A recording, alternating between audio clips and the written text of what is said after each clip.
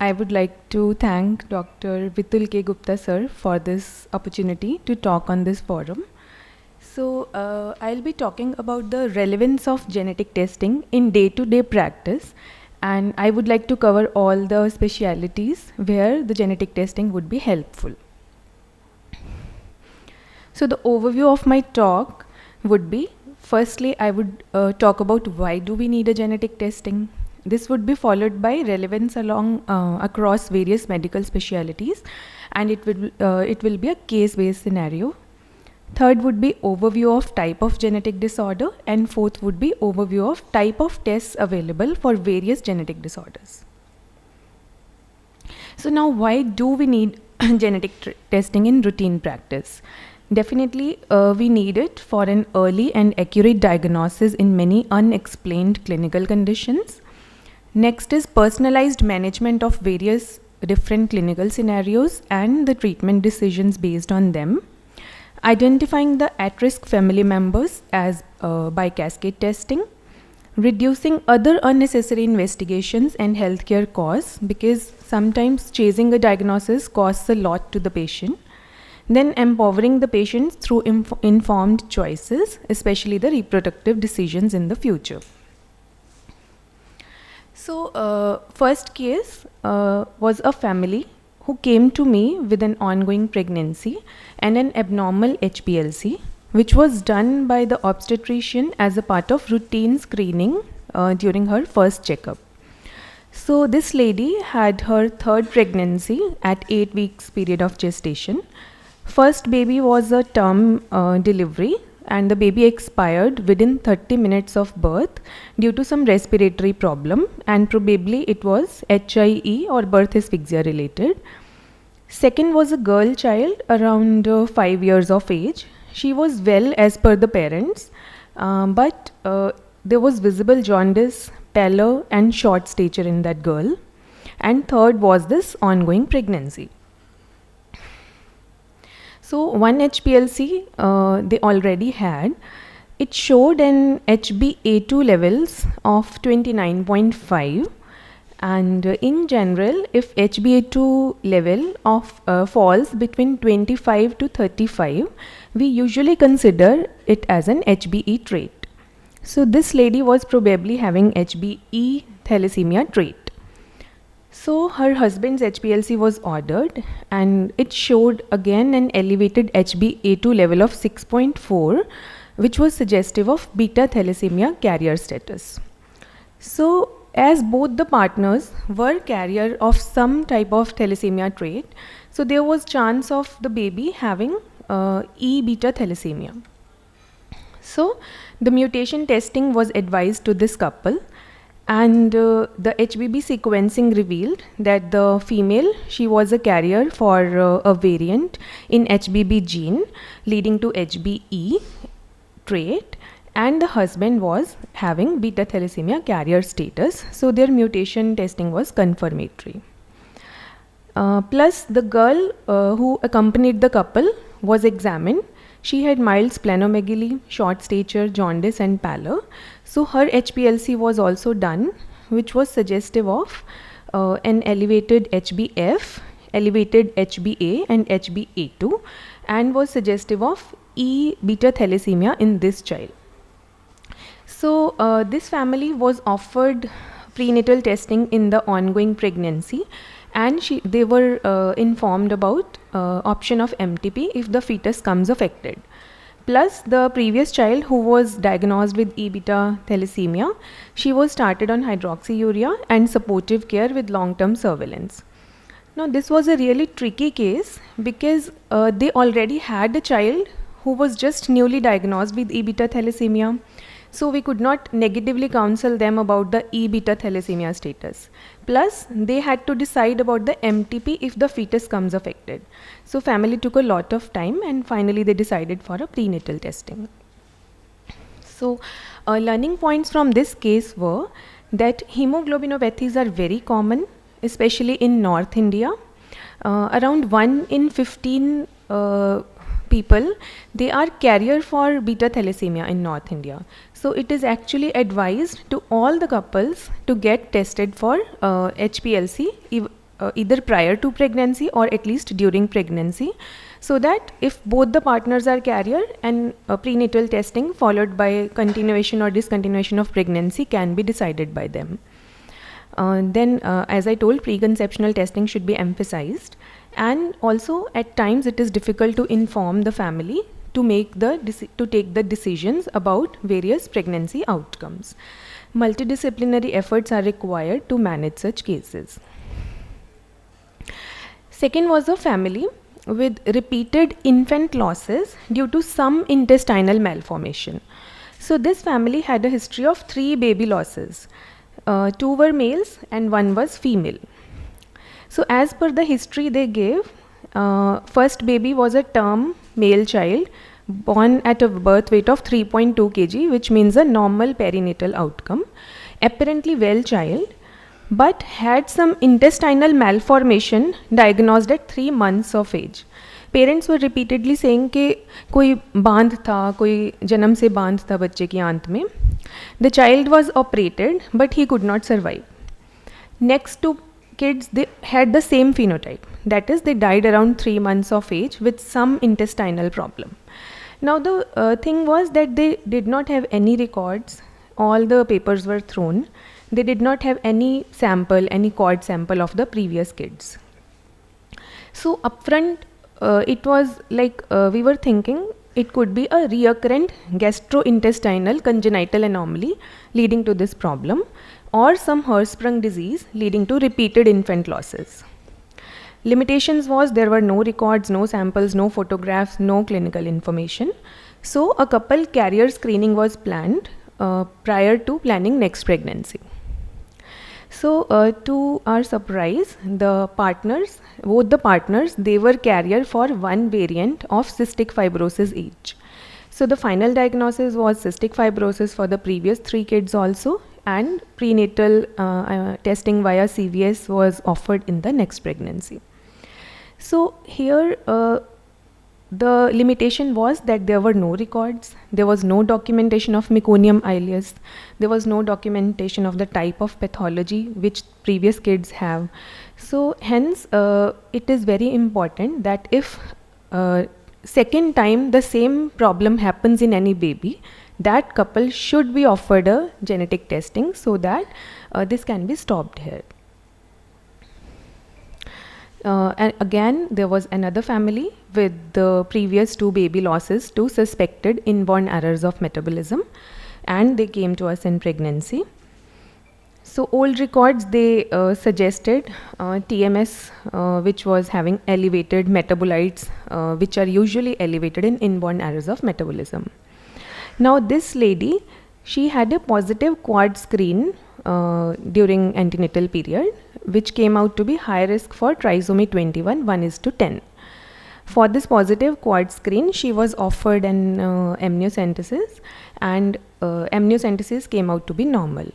But the important thing is that aneuploidy testing will only rule out trisomy 21, 18, 13 or chromosomal problem. It will not check about the previous babies that died of unknown cause. So the parents were counseled and a couple carrier screening was sent, which showed us a variant in the surfactant metabolism defect. So this variant was tested for in the fetus, and hence fetus came out to be negative. The fetus was heterozygous, 2 variants were not there, hence the fetus was normal and the family continued the pregnancy. This is another interesting case. This was a 40-year-old male who was referred to us from a psychiatry department. He had severe depressive illness, was on electroconvulsive therapy. He was referred in view of dysmorphism. There was a history of attempt to suicide and history of generalized tonic-clonic seizures in this male. On examination, this male had a relatively short stature. There was anti-mongoloid slant, which means that eyes were little down tilted. The ears, if we can appreciate, were low set. So this is the upper portion of the helix. He had a bulbous nose. There was a pectus excavatum. There were multiple cafe ole macules, if they are appreciable in the picture. There were multiple freckles and there were some hypopigmented marks as well. So upfront from this phenotype, it was a case of rasopathy spectrum, Noonan syndrome. Other differentials were Coulon-Devereux syndrome.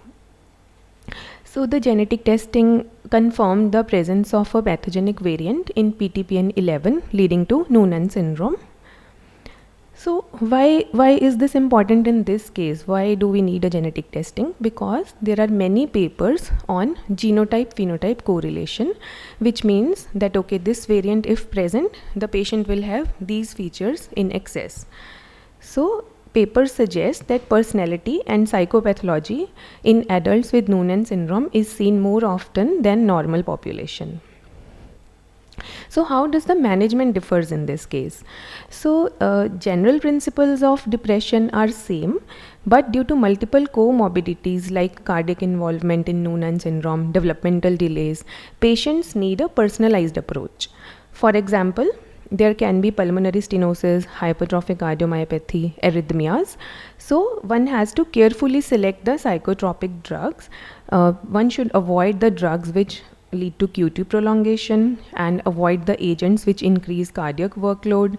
Plus baseline ECG should be done before starting any new medication. Second is there are enhanced chances of bleeding diathesis or platelet dysfunction in Noonan syndrome, and SSRIs which are frequently used in a depressive illness, they can also increase the bleeding risk. So these things can be kept in mind. Then third is neurodevelopmental and cognitively. These patients can have intellectual disabilities, learning difficulties, ADHD. So psychotherapy needs to be adapted as per the patient's diagnosis, and involvement of family is critical. Another thing is that they have behavioral and emotional disorders like anxiety, social withdrawal, depression, ADHD, autism as compared to general population. And metabolism of some drugs, it is reduced in rasopathy spectrum disorders. Plus these patients, they have cognitive and communication deficits which may make it harder for the patient to express suicidal ideations. So these should be kept in mind. Next is a family with recurrent late onset cardiac disease. Around all the members in the family, they were having a cardiac disease at around 60 years of age. So this was a 60-year-old female. She was diagnosed as atrial fibrillation and dilated cardiomyopathy in 2022. She was managed medically for that. MI was ruled out. Her cardiac MRI was suggestive of features of DCMP, and there were no evidence of myocardial scar or fibrosis, but she had a significant family history of cardiac disease. So as MI was ruled out, she was presumed to be having post-COVID viral-induced DCMP. So here in this pedigree, this is the female I am talking about.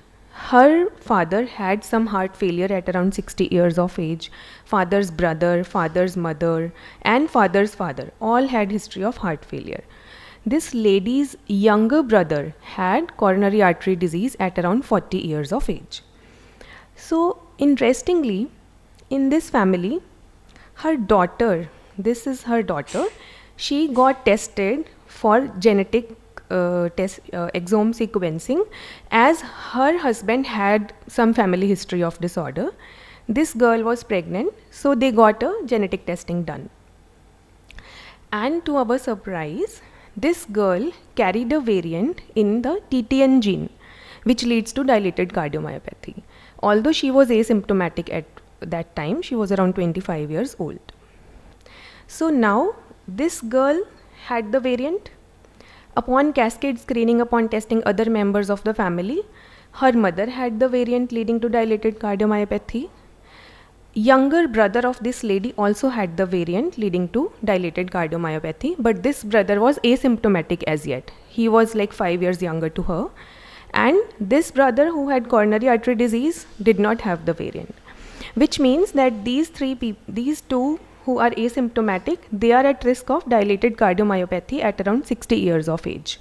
Both of them were screened And the brother of this lady, he was started on prophylactic medications, beta blockers and ARBs, so that he does not develop the DCMP in future. Plus, this girl was kept on surveillance, especially during pregnancy, which is a high output state. So here the proband could be offered better and confident care. Prognosis could be ascertained. For family members, screening echo, beta blockers and cardiac remodeling agents were advised after the age of 40 years. This was case 6. This was a 7-year-old girl who was referred to us from ophthalmology for high myopia and ectopia lentis, a displaced lens. So in general, we know that ectopia lentis means a Marfan syndrome. In general, we think that. But on examination, she had Marfanoid habitus, pectus excavatum, short stature, dark skin, sparse hair, blue sclera, deep set eyes, high arched palate, etc. But she had a short stature. So in the genetic causes of this ectopia lentis, there can be Marfan syndrome, homocystinuria and sulfite oxidase deficiency. So this girl on further metabolic testing had elevated homocysteine, methionine, normal B12, echo was normal, Marfan syndrome phenotypic score was also less. Hence, probably this was not a case of Marfan syndrome, this was a case of homocystinuria. And it was confirmed via genetic testing. She had a homozygous pathogenic variant in CBS gene. So this girl was started on treatment of homocystinuria in the form of pyridoxine betaine therapy, and her homocysteine was regularly monitored. And she was also under surveillance for as per the guidelines, and prenatal testing for future pregnancies was advised to this couple. Then again, another case with a familial cancer. This was a girl who was having a renal cell carcinoma, and there was a family history of brain cancer in the paternal grandmother. So thinking about 2 malignancies running in a family, genetic testing was offered to her, plus she was a young female. So again, she was having this pathogenic variant in FLCN gene, and which means a Birt-Hogg-Dubé syndrome. This syndrome makes the person harboring the variant more susceptible to other malignancies also. Hence, she was put on additional surveillance for any lung cyst, more contralateral renal tumor, and parotid, thyroid or breast cancers in the future. So in the interest of time, I'll skip this case. I'll just tell about the type of genetic disorders and tests the clinician should know. Genetic disorders can be due to problem of a full chromosome, that is full chromosome is absent or extra, or a big deletion or duplication, they are known as chromosomal disorder, or it can be due to a ATGC change, that is a point mutation, which is single gene disorder. Full chromosome like Turner syndrome, Down syndrome, and single gene disorders like thalassemia. So what are the tests which are available for chromosomal disorders? We all know we can do a karyotype, chromosomal microarray, FISH, MLPA or QFPCR.